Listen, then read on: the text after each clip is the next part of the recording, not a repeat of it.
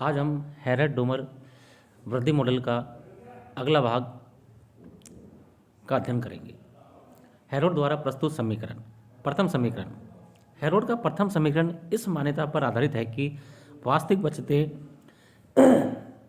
और वास्तविक विनियोग सदैव बराबर होते हैं। वास्तविक बचतें और वास्तविक विनियोग सदैव बराबर होते हैं। समीकरण इस प्रकार है, GC बराबर S, जहाँ G है आय की वास्तविक वृद्धि दर अर्थात delta Y upon Y, C है वास्तविक पूंजी उत्पाद अनुपात अर्थात I upon delta Y, S है औसत बचत प्रवृत्ति अर्थात S अपॉन वाई। उपरोक्त समीकरण में इन अनुपातों को रखने पर GC बराबर S यह आता है हमारे पास I बराबर S। अतः वास्तविक बचतें व वास्तविक विनियोग बराबर होते हैं तथा एक संतुलित अवस्था को प्राप्त कर लिया जाता है। उपरोक्त संबंध को आय का व्यवहार स्पष्ट करता है। बचत S आय पर निर्भर करती है तथा विनियोग I आय में वृद्धि पर निर्भर करता है। इस प्रकार यह एक प्रकार से त्वरण सिद्धांत ही है। द्वितीय समीकरण। हैरोड ने अपने दूसरे समीकरण में सतत प्रगति के संतुलन की दशाओं को बताया है। अर्थव्यवस्था संतुलित अवस्था उसी समय प्राप्त कर सकती है जबकि GWCR बराबर S, जहाँ GW आवश्यक वृद्धि दर, CR आवश्यक पूंजी उत्पाद अनुपात, S सीमांत बचत प्रवृत्ति। उपरोक्त समीकरण 2 से यह समीकरण प्राप्त किया जा सकता है। GW बराबर S अपॉन CR। यह समीकरण स्पष्ट करता है कि पूंजी की पूर्ण क्षमता का शोषण करने के लिए आय S अपॉन CR प्रति वर्ष की दर से बढ़नी चाहिए। पूर्ण रोजगार प्राप्ति के लिए G बराबर GW तथा C बराबर CR होनी चाहिए। ऐसा होने पर ही सतत प्रगति संभव हो सकती है। हैरोड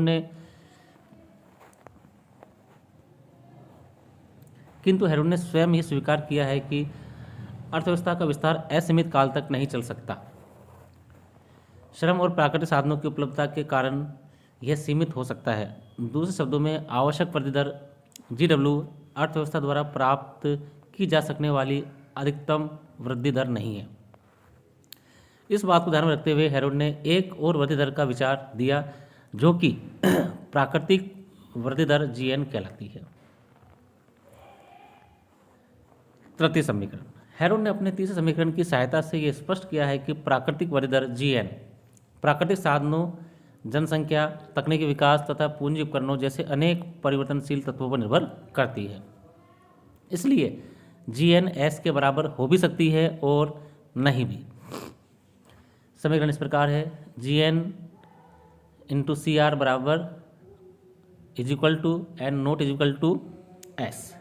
वास्तव में प्राकृतिक वृद्धि दर प्राप्त की जा सकने वाली सर्वोच्च वृद्धि दर होती है जो कि अर्थव्यवस्था में उपलब्ध साधनों को पूर्ण संभावित रोजगार प्रदान कर सकती है। G, GW और GN के बीच विचलन। पूर्ण रोजगार संतुलन के लिए आवश्यक है कि वास्तविक वृद्धि दर, आवश्यक वृद्धि दर तथा प्राकृतिक वृद्धि दर एक दूसरे के बराबर हो। पूर्ण रोजगार संतुलन मिलेगा हमें G बराबर GW बराबर GN। हैरोड का कहना है कि यह स्थिति एक छुरीदार संतुलन है जिसे सरलता से प्राप्त नहीं किया जा सकता। इस स्थिति में कोई भी विचलन होने पर संतुलन दूर होता चला जाता है तथा अर्थव्यवस्था दीर्घकालीन अवरोध अथवा स्फीति की स्थिति में फंस जाती है। यदि G वास्तविक वृद्धि दर, वास्तविक आय की वृद्धि दर GW से अधिक है तो इसका अभिप्राय है कि अर्थव्यवस्था में बचत की अपेक्षा निवेश तीव्रता से बढ़ रहा है और आय में GW की अपेक्षा तीव्र गति से वृद्धि हो रही है। ऐसी स्थिति में वास्तविक पूंजी C आवश्यक पूंजी CR से कम होगी। अतः स्वाभाविक रूप से अतिरिक्त पूंजी की आवश्यकता पड़ेगी। अतिरिक्त पूंजी पूंजीगत उपकरणों तथा मशीनों आदि का प्रबंध करने से GW से अधिक हो जाएगी। परिणामतः अर्थव्यवस्था में दीर्घकालीन स्फीति उत्पन्न होने की प्रवृत्ति होगी। अर्थात छोटे रूप में कहेंगे, यदि G ज़्यादा है GW से तो C कम होगी CR से और दीर्घकालीन स्फीति उत्पन्न हो जाएगी। चित्र द्वारा स्पष्टीकरण हमने क्षैतिज अक्ष पे लिया है टाइम और लंबवत अक्ष पे लिया है ग्रोथ रेट्स। हम देख रहे हैं कि जी ज़्यादा होती है GW से तो दीर्घकालीन स्फीति उत्पन्न होती है।